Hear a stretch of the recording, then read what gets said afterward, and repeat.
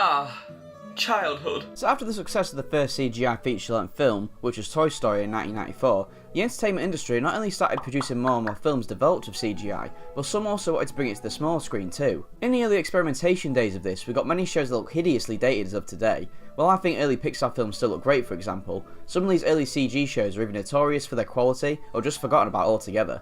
I think the only successful one that I can think of is Jimmy Neutron, and that's only over time because when he first came out, I don't remember many people liking him. However, one show that had mild success but quickly faded into obscurity is Cubix, Robots for Everyone. Cubix stars the titular character, Cubix, a robot who can rearrange himself into practically anything, as long as it can be made out of cubes. A robotic Minecraft, if you will. Alongside him is his owner, Connor, who is the new kid in town, and after fixing Cubix up in the first episode, they become best buds and work together to save the day with the rest of their friends. Yes, teamwork. The show is very much a monster of the week type deal. Each episode centres around a robot who's gone haywire thanks to the mysterious substance, Solex, something that the evil Dr. K is very much interested in and plans to extract the deadly substance in order to achieve whatever he is planning. If I'm honest though, I barely remember the show, but I do remember it having an insanely catchy theme song.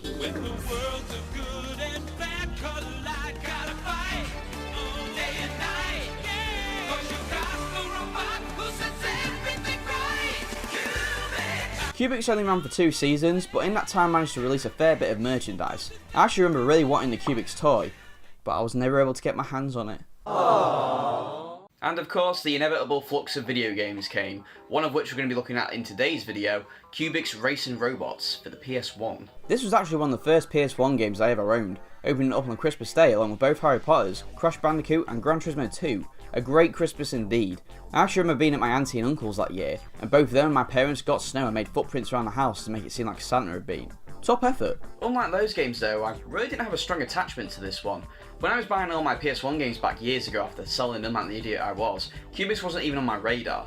But here it is, so let's take a look. So Racing Robots is a top-down kart racer featuring a wide cast of characters. There's 4 characters to play as and indeed against. And one of them's called Mom. Well, I'm sort of lying there. There are 3 other characters you can unlock. You have a new robot.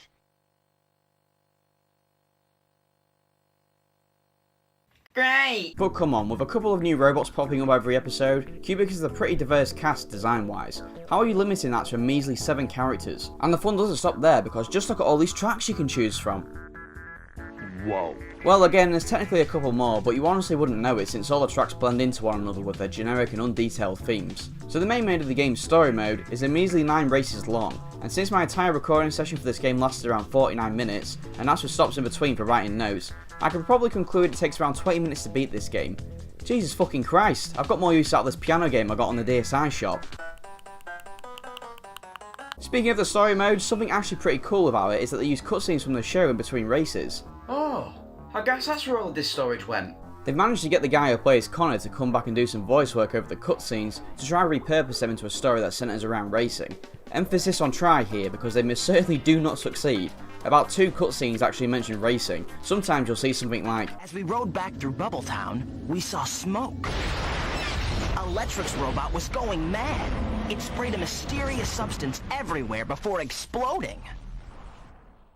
oh okay, I guess we're racing now for some reason. They're not even in the right place, they were in town a minute ago. The biggest blue ball was the final cutscene. Oh shit, it's Colossus, he's gonna race us, that's gonna be— No, not you same twats again, no! I think they realised they didn't have enough footage from the show to use, so they actually reuse footage sometimes, like this burger being destroyed at the start of the game, and again at the end under the mask of being a generic explosion.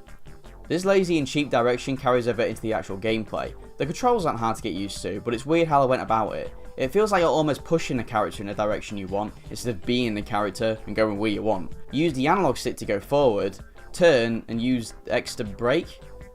Why is this so backwards? You randomly start spinning out and go in a completely different way that you wanted. Thankfully the game's physics are so weird that if you do spin and hit a wall, it just bounces you back into the middle of the track, almost like a bumper car.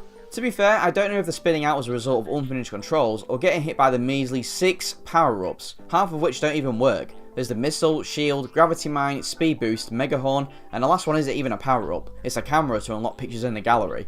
The game's actual camera is absolutely dire. It might be why the controls suddenly have little spasms, because the camera can just not keep up. It doesn't really stay behind you so the controls are consistent, it kind of just swerves all over the place and does its own thing. It wouldn't surprise me if people got motion sickness from this. You can also find Solex on the track as well, which fills up your Solex meter. I thought it was the thing making robots go insane. Why are we picking this up? I don't even know what it does. Increase your top speed? The instruction book says you'll be at full Solex power, whatever that means. Speaking of the instruction book, it actually tells you if you clip through a wall or teleport somewhere you're not supposed to, hey, that's just not okay, and you will be punished for it. Why not just fix your game? And while they're at it, could they actually make the track hazards work too? In the later tracks they start throwing pitfalls and the like, but these don't work either, and even on the rare occasion that they do, you just get respawned back into the front of the race anyway.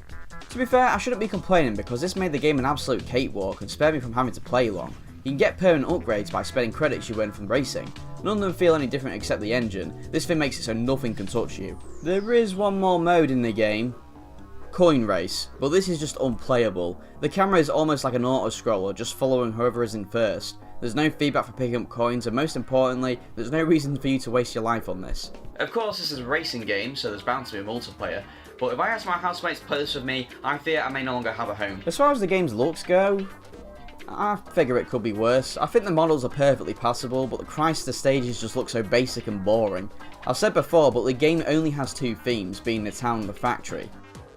The frame rate is one of the game's biggest issues. It feels like whoever's holding the camera is a nervous tick because the game just constantly spazzes out. It's a match made in hell, a shitty frame rate for a shitty camera. The audio side of things does fare better, since I do think the game has a simple but decent soundtrack, if not very small.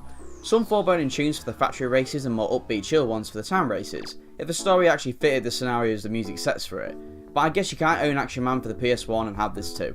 The sound effects are god awful though. There's very little feedback and there's no crunch or impact when you hit someone. And even if there was, I doubt you could hear it over the engine sound absolutely going to town on my ears. Well, there's definitely a reason I can't remember much about this game. If my 8-year-old self didn't take to this when all I had was 5 games for a year, then that's definitely not a good look. Cubix Racing Robots is the definition of a poor licensed video game. It doesn't function as it should, its presentation is awful, and there's less content here than a shitty EA game. On the plus side, because of the length, its simple gameplay doesn't wear thin on you before it's over. Granted, that is because I played in a normal difficulty, but because of that there's some tiny fun to be had here. But Christ, if you're deciding to play this over any other racing game, let your friends and family know because this is something for the authorities. It was going to be interesting to find out who would win the next race. It's me.